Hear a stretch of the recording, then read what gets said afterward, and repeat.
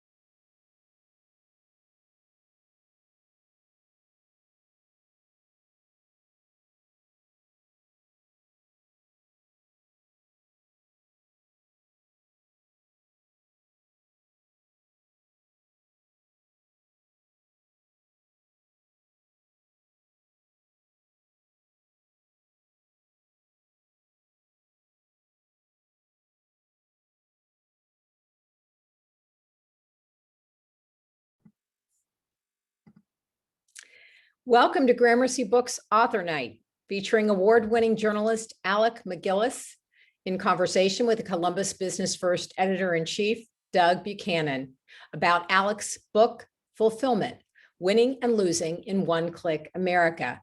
It's an intimate account of the America that falls within the growing shadow of Amazon. Fulfillment was recently released by Fair, Strauss, and Giroux. I want to thank Columbus Business First, Gramercy's community partner, for tonight's program. I'm Linda Cass. We're live streaming this program through Zoom webinar, and it will be recorded. Let me preview the next hour or so for you. After introductions, Alec and Doug will talk for about 35 to 40 minutes. That will be followed by 15 to 20 minutes for your questions submitted in the Q&A box. You'll find the icon for the Q&A box on the bottom of your screen if you're using a desk or laptop. This is where Doug will be taking your questions for Alec during the latter portion of the program.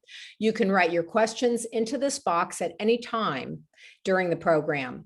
Those questions, liked by many others, will be upvoted, which means they'll rise to the top of the Q&A box and may most likely be asked. Another tool is the chat box. I'm sure a lot of you are familiar with that. This allows you to chat among yourselves, but it will not be monitored by either of the guests tonight. That icon also is on the bottom of your desk or laptop screen or at the top of other mobile devices. And we hope your chats don't distract you from what will be an intriguing conversation tonight. I want to draw your attention now, however, to the chat box. So you could click onto that icon and it will open a column on the right of your screen. We've placed registration links for several upcoming live stream programs hosted by Gramercy Books, and I'll quickly run through those. On Thursday, June 10th at 7 p.m., we'll feature a conversation about memoir and other forms of creative nonfiction as we feature Lee Martin and his latest memoir, Gone the Hard Road. Lee will be in conversation with acclaimed creative fiction author and editor Dinty W. Moore. And on Tuesday, June 15th, 7 p.m., a not to be missed visit with produce guru Farmer Lee Jones, author of a gorgeous, soulful cookbook called The Chef's Garden, a modern guide to common and unusual vegetables. Farmer Lee will be in conversation with American ice cream maker, entrepreneur, and author Jenny Britton Bauer. And finally, on Tuesday, June 22nd at 6 p.m. Eastern Time, we will feature prize-winning biographer Anne Seba's latest book, Ethel Rosenberg, An American Tragedy. This book talks about the espionage-related crimes that defined the Cold War and horrified the world. Anne will be in conversation with noted Ohio State historian and author David Steigerwald. We encourage you to click on the link for any of these programs if you want to learn more about them or if you want to register. You can sign up on Gramercy's website, gramercybooksbexley.com, to receive our e-newsletter and learn more about all of Gramercy Books' exciting live stream programs. And now on to tonight's program. Alec MacGillis's Fulfillment is not another inside account or expose of Amazon, our most conspicuously dominant company. Rather, it's a literary investigation of the America that falls within that company's growing shadow. As Alec shows, Amazon's sprawling network of delivery hubs, data centers, and corporate campuses epitomize a land where winner and loser cities and regions are drifting steadily apart. The civic fabric is unraveling, and work has become increasingly rudimentary and isolated. Alec MacGillis is a senior reporter for ProPublica and the recipient of the George Polk Award, the Robin Toner Prize, and other honors. He worked previously at the Washington Post, Baltimore Sun, and the New Republic, and his journalism has appeared in the New York Times Magazine, the New Yorker, the Atlantic, and other publications. His ProPublica reporting on Dayton, Ohio was the basis of a PBS Frontline documentary about the city. He's the author of The Cynic, a 2014 biography of Mitch McConnell. He lives in Baltimore. Alec, it is a thrill to welcome you tonight and for Gramercy Books to share your extraordinary memoir with our community. Thank you. Thanks so much for having me. Really grateful. And in conversation with Alec is Doug Buchanan. As editor-in-chief of Columbus Business First, Doug has been reporting on the local business scene for more than 20 years. He began as a banking reporter at Business First in 1998. During Doug's tenure, his publication has won numerous statewide journalism awards. In the fall of 2019, pre-COVID, Doug interviewed former Amazon advertising executive Steve Susi, author of Brand Currency, to get an insider's perspective of Amazon's secrets to success. So we thought it fitting that he interview tonight's guest. Prior to getting into journalism, Doug lived in Japan for 3 years after graduating from Wittenberg University. He also holds a master's degree in journalism from Ohio State University. He has 2 adult sons and lives in German Village. Doug, welcome back to Gramercy Books, and thank you so much for joining us tonight. Thank you for having me. I appreciate it. And thanks to all of you in the audience for being here with us. And I just now want to welcome Doug Buchanan and Alec MacGillis in conversation. Okay, thank you. So Alec, I thought it was interesting. I don't know how closely you're following Ohio news, but yesterday we had our latest Vaxamillion. Did you see this? Yes. And it was an Amazon driver in Toledo, and it was just very interesting because he talked about finally being able to buy a house and finally being able to dream of the future, and it just set up, I thought, nicely with the kinds of people that you found for your book, because as Linda said, even though it's about Amazon, it's really taking a lens and looking at the economy as it stands today. Do you want to expound on that a little bit?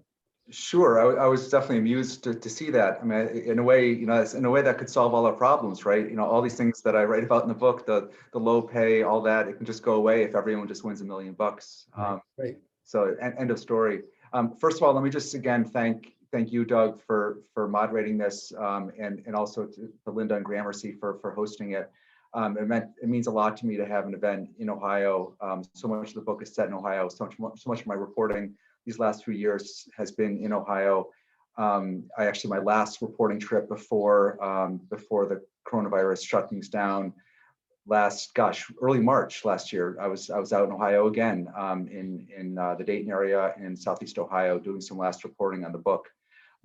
And I really hope that I can get out there again soon. I'm sorry not to be able to have this event in the bookstore.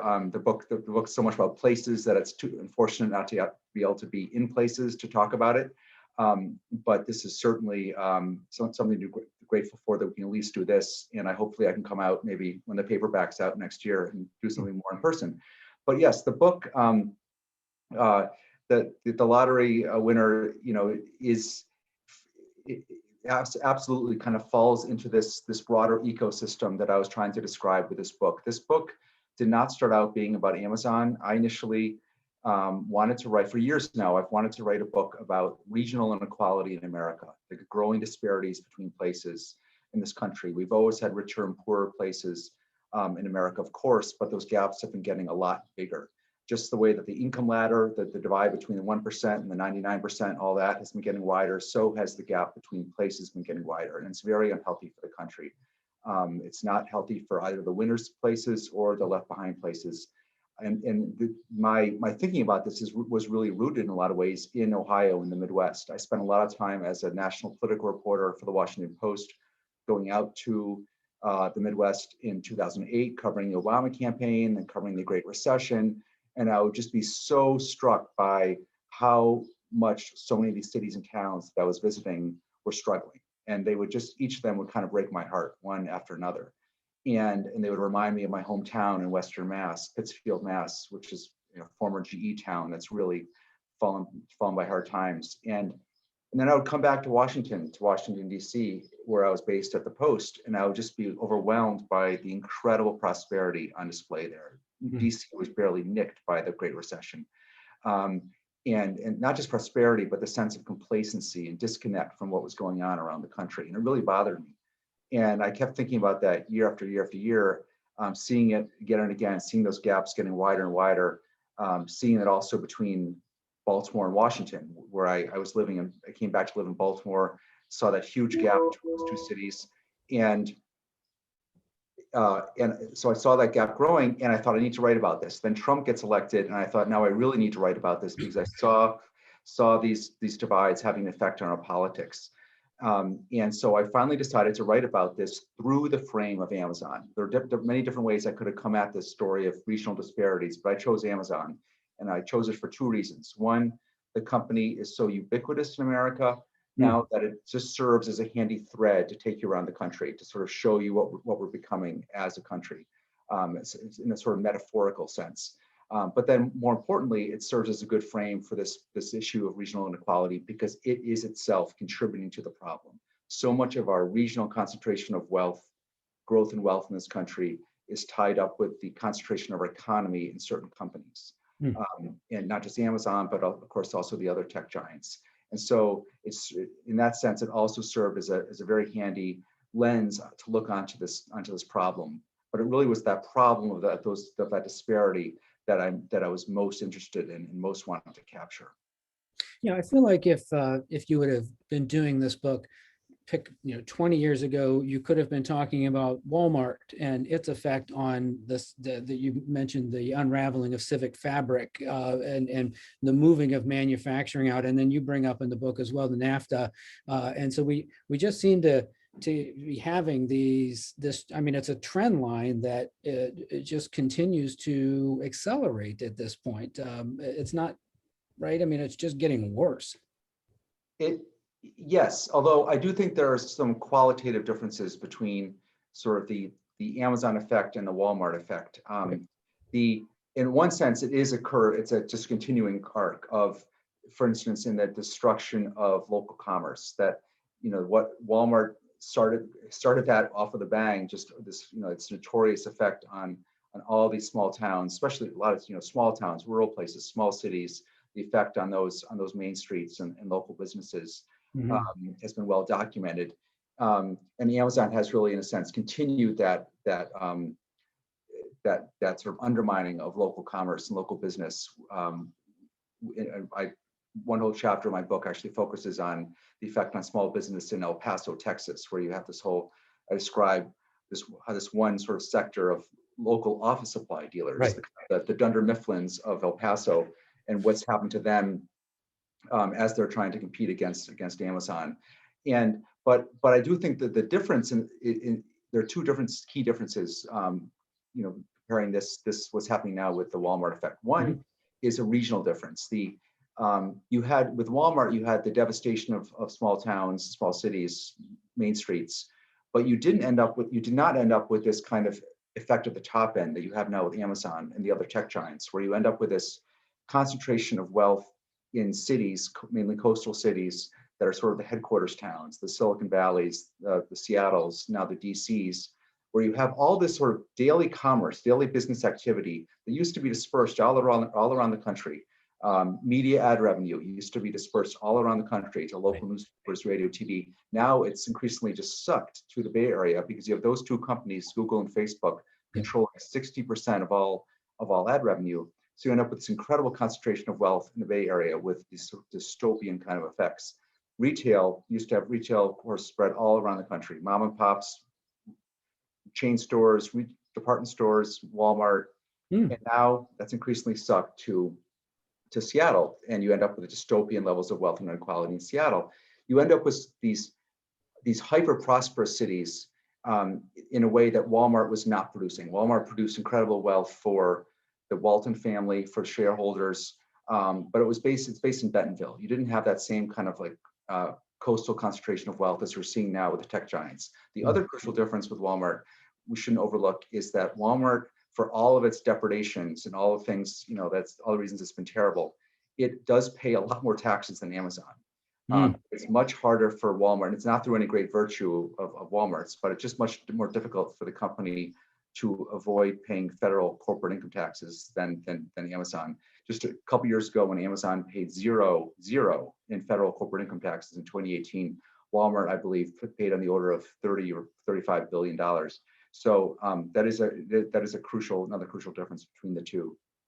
Yeah, I do want to talk about taxes because having covered what's now probably half a dozen distribution centers and half a dozen data centers, you're obviously critical of a company as profitable as Amazon being as aggressive as they are in asking for tax breaks, but you're also critical of the economic development officials and the politicians who continually give them the tax breaks. That seems to be a universal theme across the country.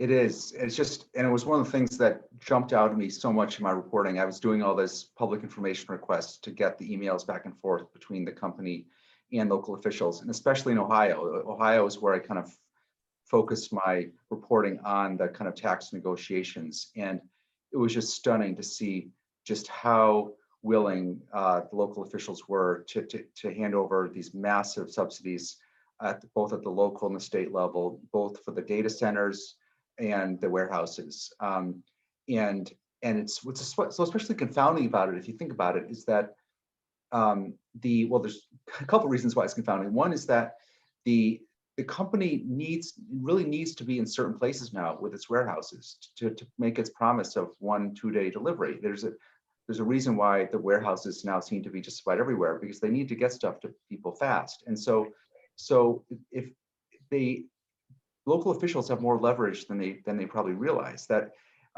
if you don't fork over the millions that they asked for, it's not like they can move to Indiana. Right now they need to actually be in Ohio. And the other reason it's confounding, of course, is that when they come into a given community, when the warehouse arrives, that brings such greater stress on local services, all the wear and tear of all those trucks on the roads, all the calls to 911 for all the sort of, this constant stream of injuries, even, mostly minor injuries, but still you're sending out EMTs to the warehouse.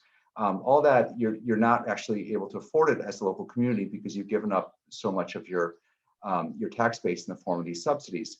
The final thing that was so striking in reading over these emails that I got was these incredible promises of secrecy. The willingness of local officials, state and local officials, Jobs Ohio officials, local economic development officials, to promise secrecy, to withhold documents from the public, to withhold documents from the press. In one moment, a local economic development official in Southwest Ohio, in Warren County, basically apologized to the company for having had a quote in the local paper. It was just something she said at a meeting, and she wanted to make clear that she had not actually spoken to the reporter. It just kind of slipped out of her at the meeting, and she promised, "Don't worry, I won't do it again." It's just this complete undermining of any kind of local transparency and accountability. Yeah, well, I mean, according to the economic development officials, I mean, their job is to land projects, and so they are afraid of Amazon picking up and taking this project elsewhere. I mean, were you able to find examples? I didn't see really in the book, but I mean, were you able to find examples of people that push back against Amazon in any kind of significant way?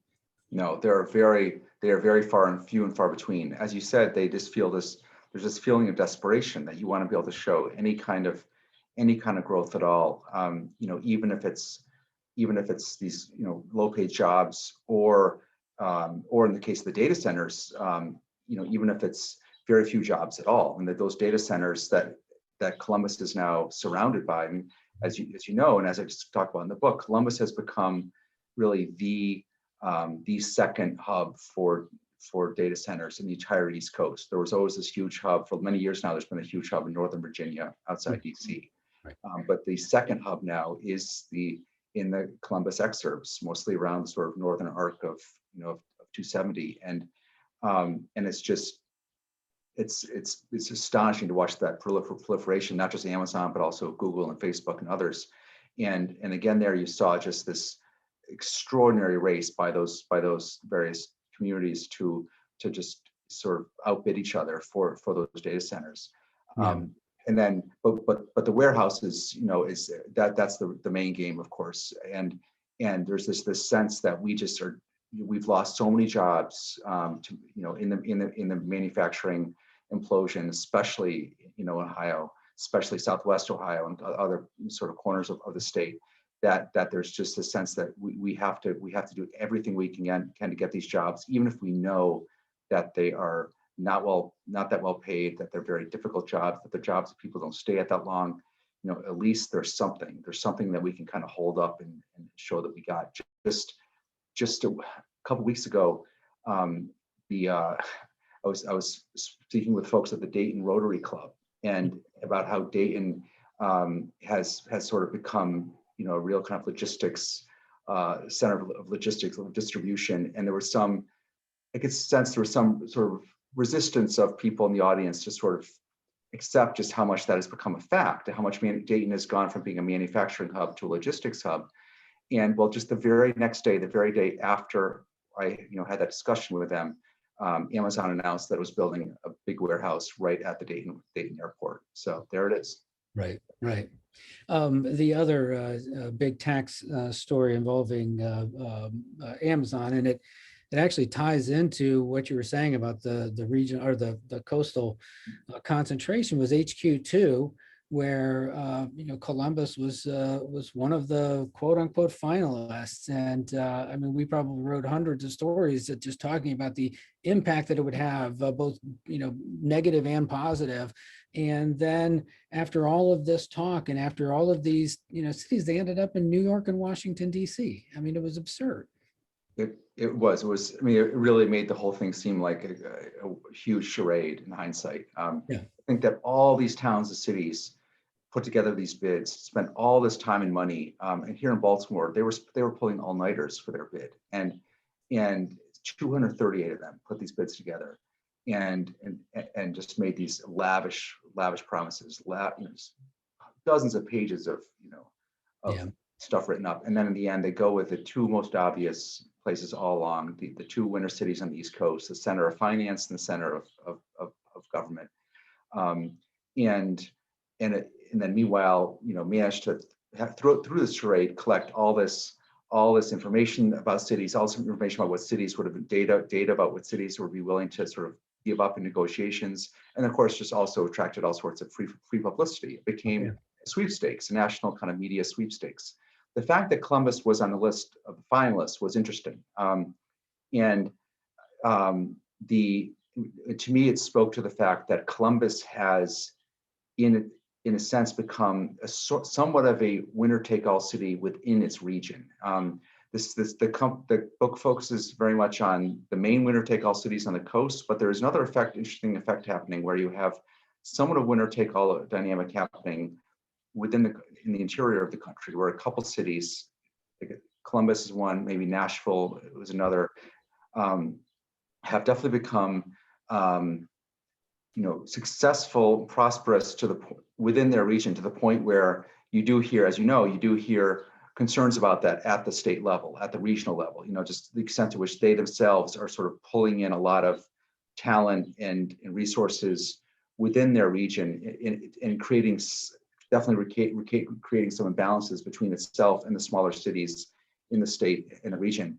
That the list of finalists, those 20 finalists for HQ2, did not include any of the cities that we would consider to be cities that could truly use a boost. There was no Detroit, no Cleveland, no St. Louis, no Baltimore. They were all off that list. So the fact that Columbus and Nashville did make that list of finalists was certainly interesting. Yeah, and certainly that everything that I was reading in the book, I was seeing from the prism of Columbus, because we talk endlessly here about the fact that we are the magnet for the rest of Ohio. I'm from Northeast Ohio. I know tons of people who have moved to Columbus, and you have a good share of natives, but I mean, it is a city of people who have moved here, and most of them are just from these smaller cities that are just, as you point out in the book, just continue to get sucked out. And the people who are left behind don't have a whole lot of options. No, exactly. I described that dynamic, through in the book, through the story of Southeast Ohio, and focusing on Athens County, and the story of a man who, having lost his job at Rocky Boots, which was the big footwear manufacturer in Nelsonville, he had this fascinating job as a toe laster, it's called. He was working at the toe lasting machine, putting on the toe on the boot, and he did that for many years as a young man, and then boom, Rocky Boots sent all their manufacturing overseas, and he ended up coming to Columbus. He had no other options. He came to Columbus to get a job as a truck driver, and spent a couple of years there. But this was interesting. He ended up going back to Nelsonville because he just didn't like living in Columbus. It was he just didn't feel at home. He felt it was basically too flat for him. He missed the hills, and they're going back to Columbus and then commuting an hour each way every day. Driving all the way up to Columbus before he could even get to his truck to do the actual driving for the job.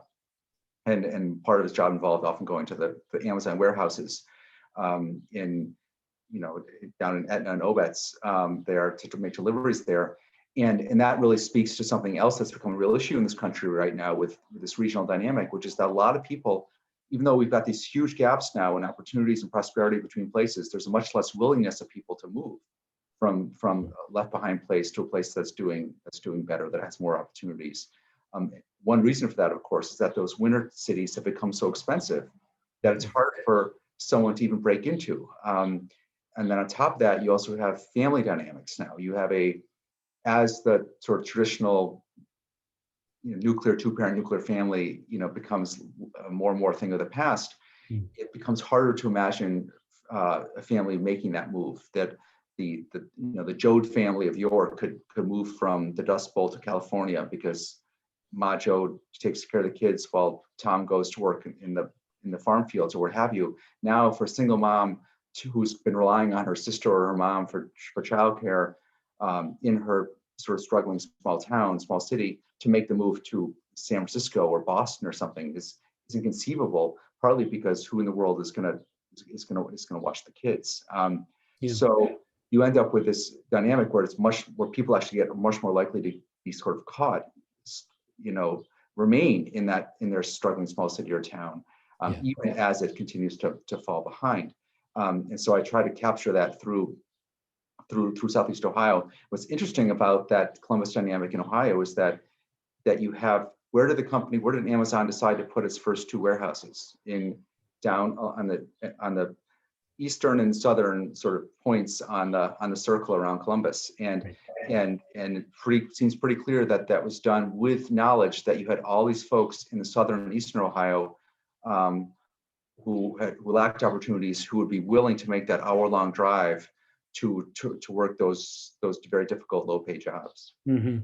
Yeah, and it's the nature of, I mean, I believe you mentioned San Francisco in the book as far as housing prices, and very few people can afford to live in San Francisco. We don't have that exact problem in Columbus, but our housing prices are going up by double digits every year, and it certainly is going to price out people trying to move in who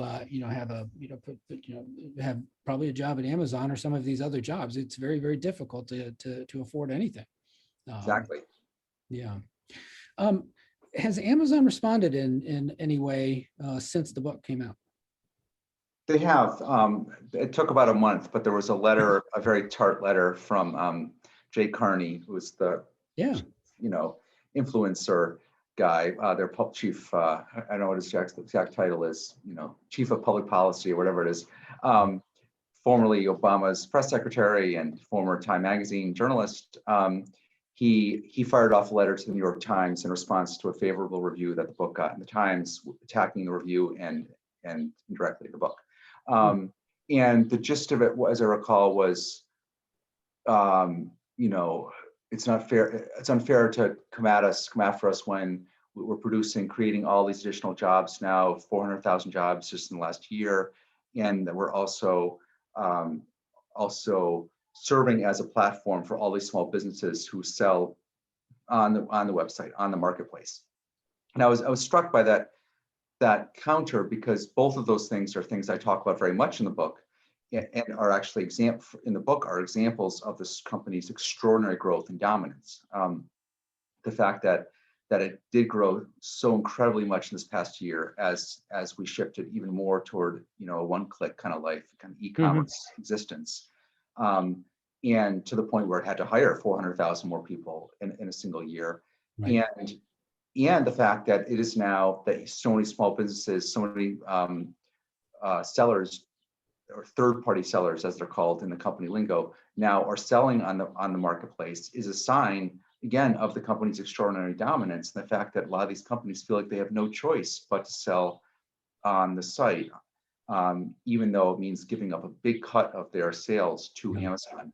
Well over half of the sales on the website now are not Amazon selling goods as a wholesaler, wholesale retail kind of model, but they are these third-party sellers using the site as a platform to sell their goods and then giving Amazon a cut of the sales. So I was struck by his counter, to that. The more general counter that I got from the company while I was working on the book, because I spoke with them at length, of course, was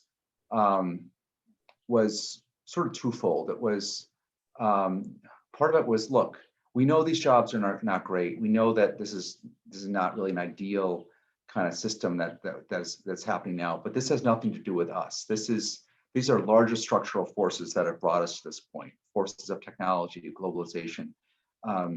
If it were not us, it would be someone else. It just happens to be us that's in this spot of dominance. And my general retort to that is that, yes, that's true. We have larger forces at work, but there are specific things the company has done that has exacerbated these dynamics. It's particularly aggressive pursuit of tax avoidance. It's the particularly high demands it places on workers in the warehouses.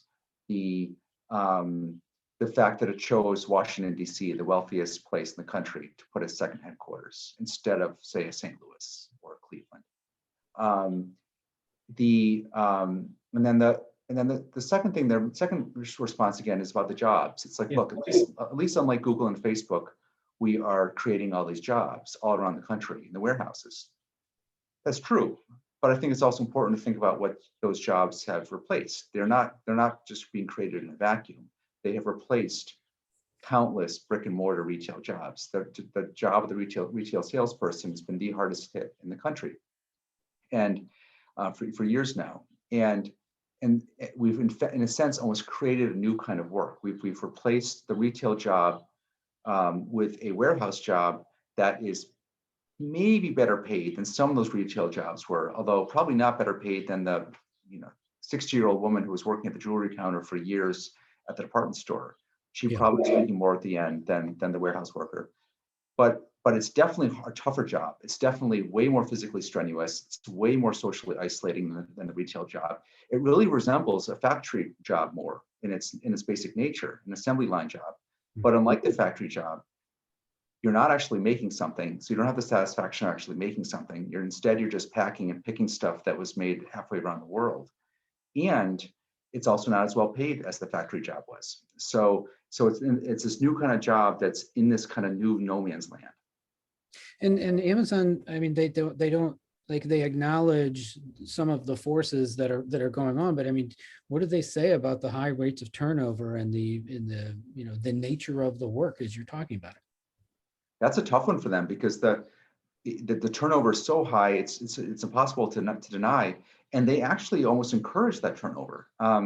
This came up during the union fight down in Alabama, where the union at one point basically accused Amazon of trying to buy off disgruntled workers so that they would just leave and not be organizing, not be voting for a union, by giving them exit payments, like bonuses to leave. And Amazon pointed out, they said, look, this is something we do all the time, all over the country. We just think if you're not that happy at the job, you should just be able to leave. And what that does, of course, is that maintaining that high rate of turnover keeps workers from climbing up any kind of pay scale within the company. And the company just figures that these jobs are mostly so rudimentary in their nature, so entry level, that we don't really need you don't need to develop skills. We're not gaining that much through longevity. And so they are actually, in some sense, actually encouraging that kind of high turnover model. Yeah. Just a reminder to those of us, or those of you watching out there, the Q&A box is there. So if you have any questions, type that in there, and I will relay them. I have a couple of them here. Here's one. Has anybody challenged the constitutionality of giving one company tax breaks? It seems to violate the Equal Protection Clause of the 14th Amendment. I'm not sure I've ever thought about that. Well, unfortunately, I think one reason this maybe hasn't come up that much is that it's just become such a racket across the board, and it's just that some companies like Amazon have gotten especially good at it.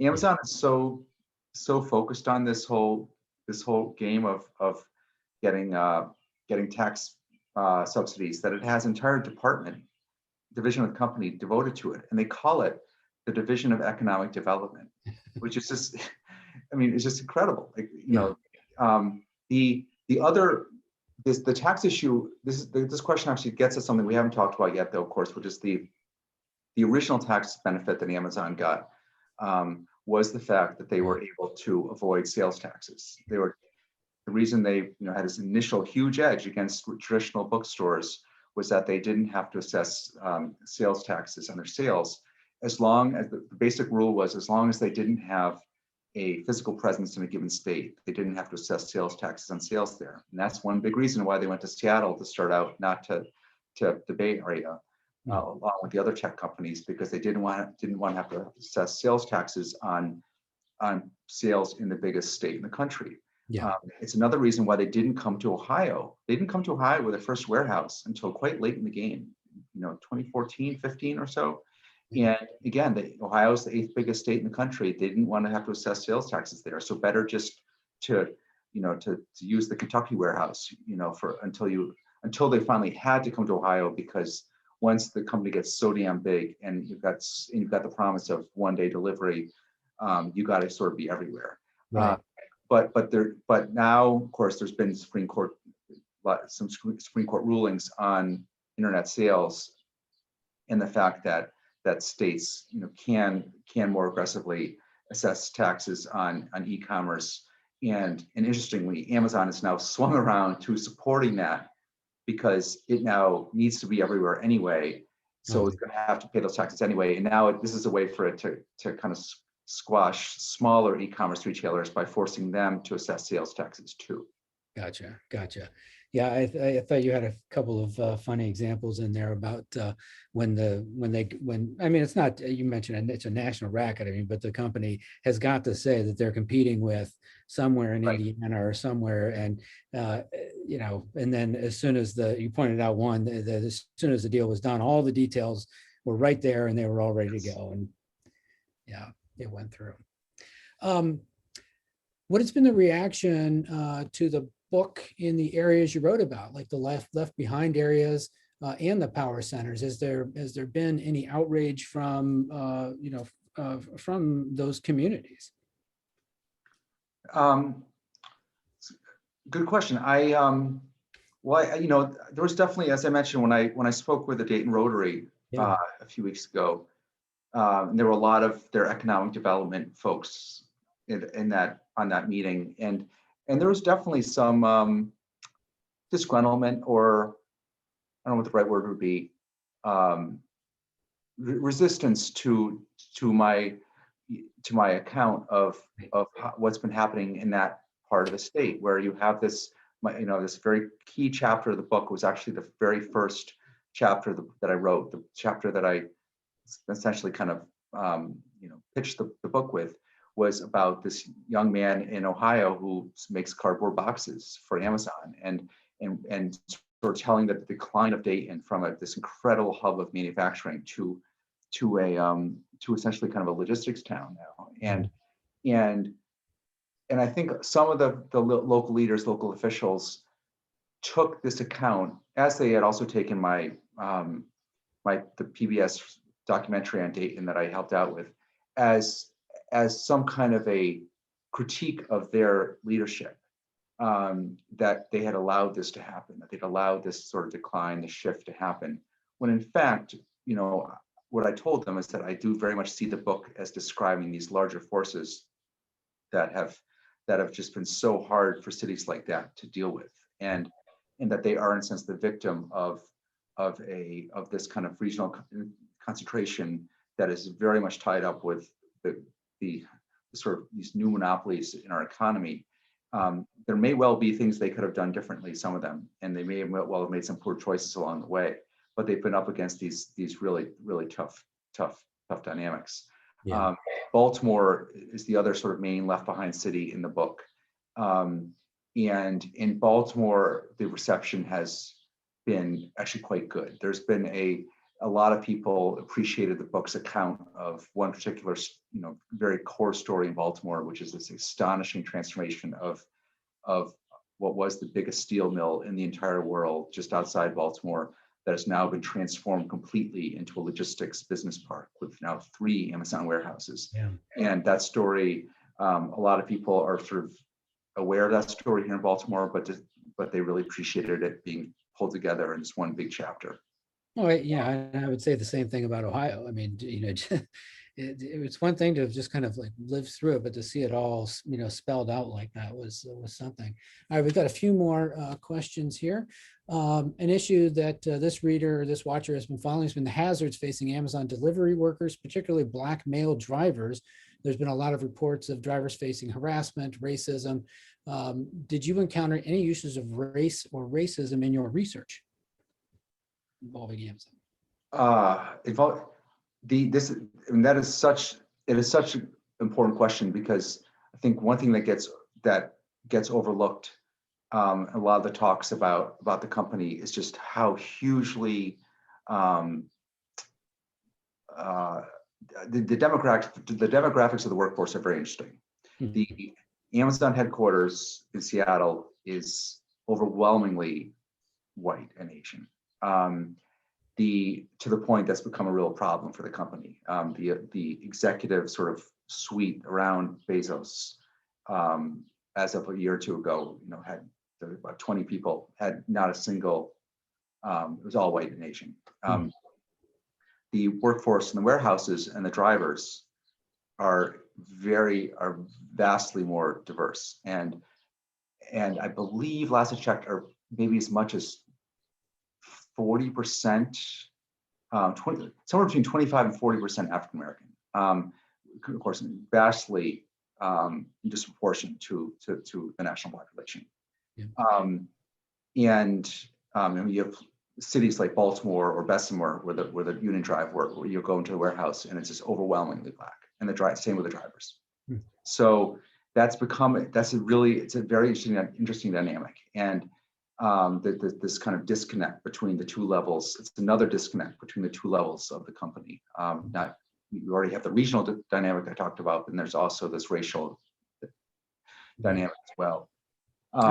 Should they get some praise for the diversity of the workforce and the job opportunities that they're giving to these underserved communities? They would certainly see it that way, and another aspect of that here in Baltimore is that the company's is in general, as employers go, is generally pretty good about the big issues these days, of course, is background checks, and they're generally pretty good about being pretty progressive when it comes to background checks. But with the drivers, and the issue with the drivers, of course, is that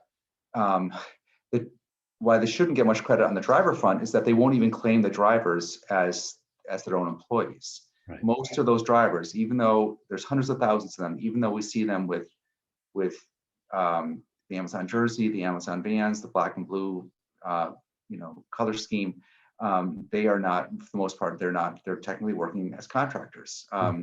This gets even more sticky now that you have just this incredible pressure on the drivers, right? So many of those stories we've read about the drivers, about employees struggling with bathroom breaks, have been about drivers. And it's been the drivers with those horror stories. Although there's one in my book about a warehouse worker too, with struggling with bathroom breaks, but for the most part, it's about drivers. Now there's also this big push now by Amazon to do surveillance of the drivers on their shifts. They've got this incredible new AI camera system coming into a lot of the vans, where drivers are going to be monitored, where supposedly for safety, right? So anytime that Amazon sees you checking your phone or with a hand off the wheel or eating while you're driving, there's going to be a voice, Alexa, whatever, is going to be telling you to knock it off. And it's creepy, and it's definitely, and that's coming from Amazon, even though the drivers are technically not even working for Amazon. Yeah, that is amazing.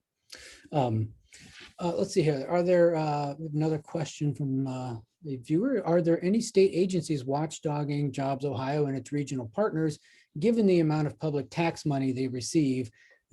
These deals with Amazons are costing community millions.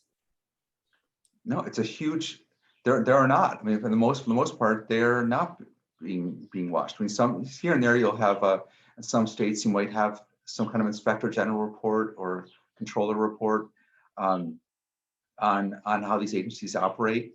But for the most part, it's up to the press, and we all know what's happening to the local, state press, regional press. And it's worth noting here that while most of the sort of the tech giant evisceration of the press can be laid at the feet of first Craigslist and then Google and Facebook for what they've done to ad revenue, Amazon is also part of this picture story as well. Their evisceration of brick and mortar retail had a really big effect on media ad revenue, because when you lose all those department stores, they were a huge part of our ad base, ad revenue base in a lot of cities, and now that's just gone. That Amazon warehouse is not taking out an ad in the local paper. Right. And then on top of that, Amazon is itself now becoming a big player in ad revenue.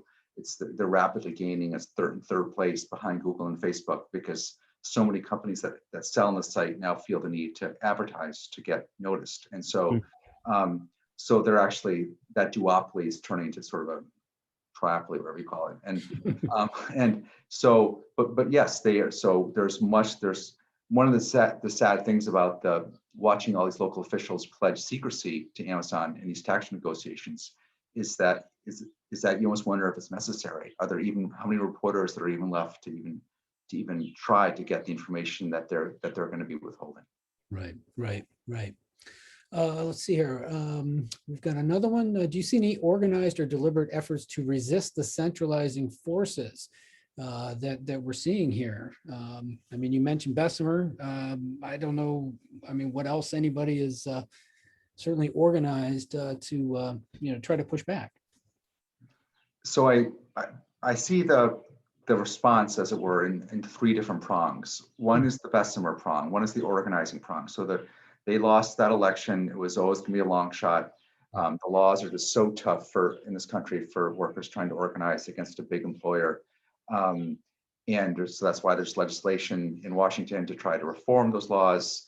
It's always tough to get it through past a filibuster, but we'll see. It's going to be a long battle to organize the warehouses. It's not over by any means, but we have to remember that organizing other industries, organizing the steel mills took decades too. And so it's going to be a long fight. And I do think that there was that fight in Alabama did awake some kind of general ferment around Amazon. So it may in the end prove to have not been a total lost cause. The second prong is, and I think almost probably the most promising one right now, is antitrust. There is a lot of momentum in Washington now toward taking on these monopolies or quasi-monopolies in some form, whether either breaking them up in some way or accepting their dominance and treating them the way we treated the railroads and the phone companies and others, the sort of common carrier approach, where you accept them as a dominant factor of life in America, but start treating them almost as utility, and with heavy regulation as a common carrier, the way we did with the railroads. And I do think that there'll be a huge fight, of course, but I think that there's a lot of momentum there. And what's interesting about it is that there's some possible room for bipartisan agreement on this, that Republicans have their own reason to dislike the tech companies, and they might be open to working together with the Democrats on some of this. The sort of fight, the really interesting fight is going to be within the Democratic Party. There's this real rift between the general affinity that the Democrats have for Silicon Valley and for tech, the revolving door, all those Jay Carneys, all that money coming from Silicon Valley for the Democrats, the general affinity among Democratic consumers for Amazon, now sort of clashing with voices on the left, like Elizabeth Warren, like this brilliant young woman, Lena Khan, who's now been named to the FTC, who's been a leading voice on antitrust. seeing how that resolves itself. But the third prong is consumers. I do think that we all, yes, there are these larger systemic structural forces at work in our country, in our economy, but we all do have agency. And I've not been advocating a boycott or anything like that. I occasionally use Amazon if I have to, can't find something somewhere else. But I do think we have agency, and we're the ones who drove this enormous expansion of Amazon's growth and dominance this past year. 40% more sales just in a single year. Right. 58 billion more in personal wealth for Bezos. That was us. We decided to go all in on that sort of one-click life, and it'll be very interesting to see if we're able to kind of move beyond that post-pandemic and moderate our sort of one-click kind of habits and return to the communities in which we live, not just as shoppers, but also just as citizens, as people going to the movies, as people just getting out of the house and engaging with places we live in, instead of just hunkering down and just doing everything in that one-click kind of way. Yeah, you perfectly previewed what was going to be my last question, and that was, should we feel guilty about using Amazon? Because I think of it in the pandemic context of like at the beginning, we were ordering deliveries for everything, and then we started to learn how the margins are cutting into the restaurants, and they're basically taking the profits out of the restaurants, and it made you think about which ones you were going to use. It made you think about whether perhaps going and picking it up would be more economical and more of a win, keep more of the money in Columbus or in your local communities. And I think that's kind of what you're saying, as far as we have the agency to decide how we're going to emerge from this. We absolutely do, and I really hope that the book has really helped people in just that kind of thinking that you described, where you start thinking more about what lies behind that one click. That it seems so convenient, it seems so just absolutely just ideal and seamless and frictionless, and in fact there is all the stuff that lies behind it. And there's a Tim Wu, who's another very strong voice on sort of monopoly and Amazon, puts it so well. He points out that right now it might seem more convenient to do the one-click buy on the laptop instead of going to the store 5 miles down the road or 5 blocks away. Yep. But when that business goes when they go out of business because you've just gone totally online, a few years from now it's going to be really convenient just to go to do the one click, because now you're not even going to have them as an option. You're going to have to go 10 miles away or 10 blocks away. Right. And then just that it's a vicious cycle that's just going to continue until you are really left with no option, and the convenience is simply almost a kind of a mandate, because you're living in a complete void, and so we all have to do everything we can to sort of to prevent that void from happening. Yeah. Well, I'll kick this back to Linda to give us some final thoughts, but I just very commendable, remarkable work on the book. As we said, and as we've been talking about, it is really not totally about Amazon. It is, if you are interested in the economic development of Ohio and Central Ohio, I highly recommend it. Thank you. Thanks, Doug. Yeah, you bet. Well, thank you both. This was a fascinating conversation. As a bookseller, I am Main Street, and obviously Amazon had quite an effect early on in this industry. And ironically, in this beginning of this pandemic, at least, Amazon deprioritized books. So for a while there, industries, booksellers, like small retailers like me, could actually find some customers who typically would just have that one click. So this has been personally and on many levels very, very interesting. So Alec, thank you so much for writing this book. And Doug, wonderful, wonderful questions. Seeing you two journalists together, it was a delight. So I would just like to thank everyone in the audience. And I want to remind everyone that if you have not read this book, or you don't have fulfillment, to please get it and tell your friends to read it. And for your convenience, we're going to put another link in our chat box to purchase this book. It's wonderful. And again, Alec MacGillis and Doug Buchanan, thank you so very much for being with us and enlightening us in this way. And just telling everyone out there, we're open at Gramercy Books from 10 to 6, 7 days a week. And we do still offer curbside pickup for those of you who like to call in and order quickly and get your, your books as soon as you can. And we just thank you all for spending part of your evening with us and hope you join us again. Thanks again. Thanks, Linda. Thanks, everyone. Thank you.